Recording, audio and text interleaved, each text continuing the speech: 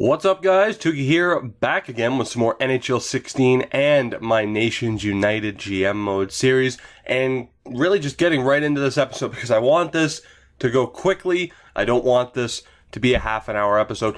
We start off with the draft where we did win the lottery. Of course, we finished, fifth?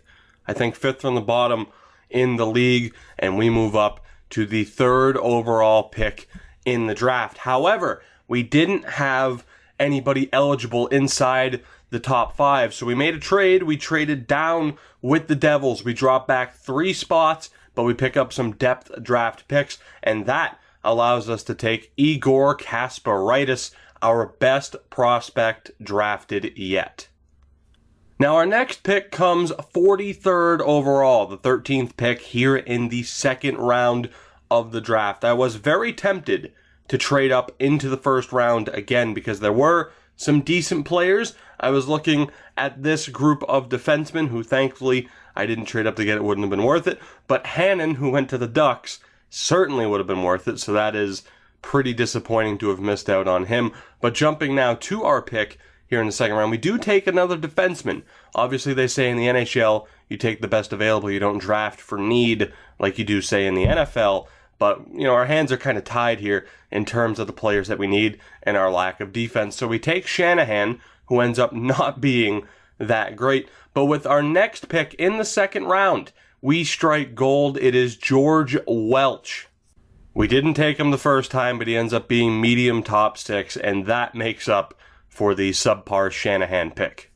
Now, normally I try to show you up to at least the third round, but we're going to cut it off here in the second round. Again, I want to keep this episode as condensed as possible, but here is the full list of players that were drafted. I'm sure some of them will not be on our team or even in our franchise. I'm sure we'll trade some of them away for draft picks at the start of the season, but those are the names you need to look out for. So let's move on to the re-sign phase. And again, in the interest of keeping this short, we'll just cut ahead to where pretty much everybody accepts our offer. At the end of the day, we do bring back every player who had a contract up. We also offered some pretty crazy contracts. We have Daniel Sprong for 8 years, Kevin Fiala for 5. We were throwing around a lot of money. We had $41 million in cap space, so we gave some people some pretty big contracts that normally they weren't anywhere close to asking for, but we really needed to bump up that money total. And now that we have that covered, we move on to the start of the next season. Unfortunately, in free agency, I was looking and hoping that we'd have some of the players that we talked about at the beginning of last season hit the free agent market. Mikhail Bodker, Perlini, Bjorkstrand. Not the case. I don't know why I expected it with Bjorkstrand. He just signed a new deal. But regardless, we didn't really make an impact with free agency. There weren't really any players we could sign. So let's move on to the trades. And you knew that there were going to be a ton of trades. Now, of course, as expected, we need to make some trades to cycle some people. As far as the goalies go, Franzreb and Arnold are the odd players out, seeing as though they have backup potential. We do get a decent return for them, though. A second-round pick this year from Anaheim and a 5th and a 7th the year after. I will show you guys the current goalie situation as well. Of course, Merzlikins will still be the starter, Weber the backup, and then Tucker and Geisberger will battle it out in Iowa for that starting job. Both fringe potential, so we'll see what happens there. But a second-round pick is a pretty decent return for 2 backup potential goalies.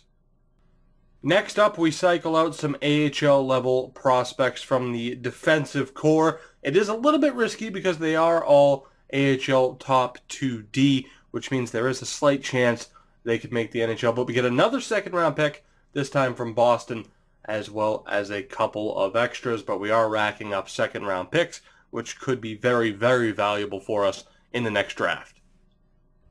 Next up, more AHL potential prospects going out, more draft picks coming in. We get a 3rd and a 5th from St. Louis. Now, I am a little bit nervous about this trade. It's Festerini and Shanahan, both 7th D potential players, and a 6th round pick from Boston to Toronto for their 2nd and 3rd round pick this year. I'll show you why I'm a little bit nervous about that, and that is because the 2 players we just traded do have some decent trade value still, which makes me think they might both grow to top 6. But in Festorini's case, we really needed to free up that contract spot. Next up, it is Grachev and Martindale sent to Winnipeg for a handful of picks. Another deal that I'm a little bit nervous about doing because Martindale is very similar to the 2 defensemen we just traded in terms of still having some decent value despite being AHL top 6 potential. Probably because he's a 75 overall, but I am more than willing to get rid of him to give somebody else an opportunity. In another deal with Boston, now in fairness, I meant to get more out of this. I accidentally hit propose trade, but I still think we get a decent return. AHL potential prospects for Boston's 2nd round pick next year. Now freeing up a roster spot down in the AHL, we send Tanner Richard to the Montreal Canadiens for their 5th and 6th round picks in this upcoming draft. For the same reason, Borna Rendulic, who is now 27 years old, isn't going to be getting any better, so we free up a spot down in Iowa by sending him to the Islanders for their 5th and 7th round picks in the 2020 draft, this upcoming draft. And again, for the same reason, it is Kuhnhackl and Andrighetto being sent to St. Louis for their 4th round pick next year and their 6th this year, freeing up more spots down in Iowa. So after the trades, after the draft, here is the team that we are potentially going to move forward with. Of course, as always, plenty of room for you guys to make suggestions on what we should do, line combinations, etc. But the NHL, Daniel Sprong is with Kopitar and Niederreiter, expecting big things out of Sprong, although he needs to be on the right side. Second line, let me know what you think of this.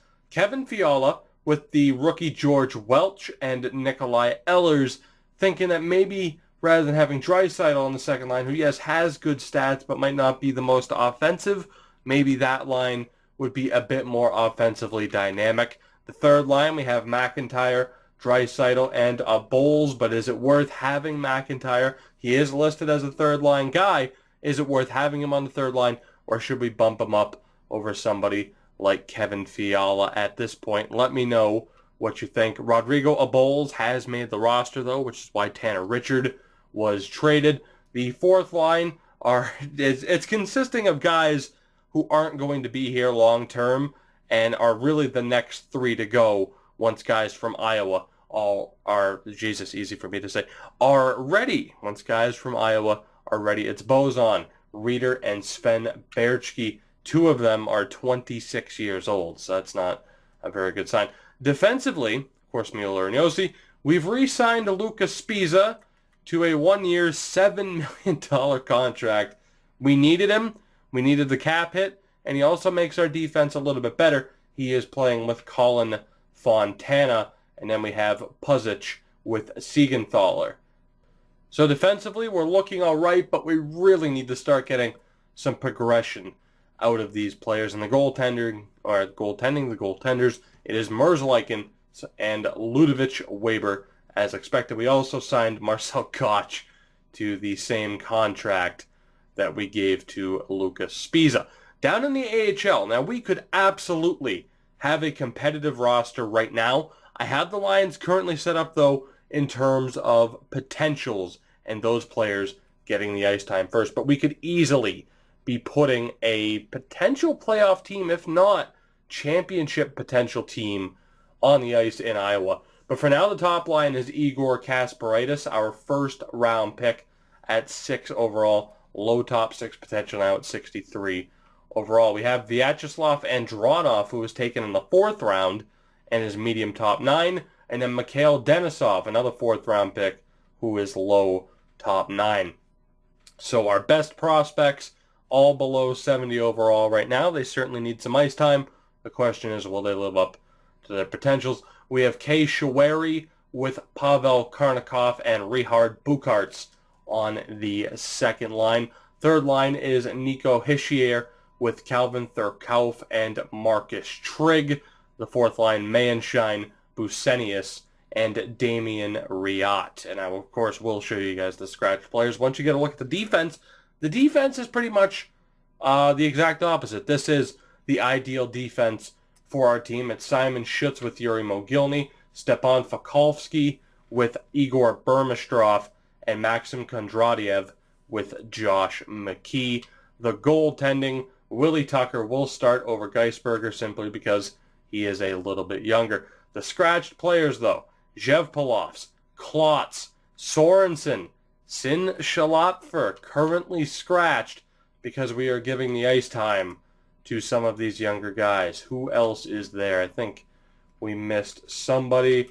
We mentioned Klotz, Zhevpolov, Sorensen, Shalapfer, and it would put Tutin into the lineup. He is technically a free agent. We could go out and sign him if we wanted to. He is Ukrainian, so he is available. Let me know what you think of that. I think we have one roster spot left.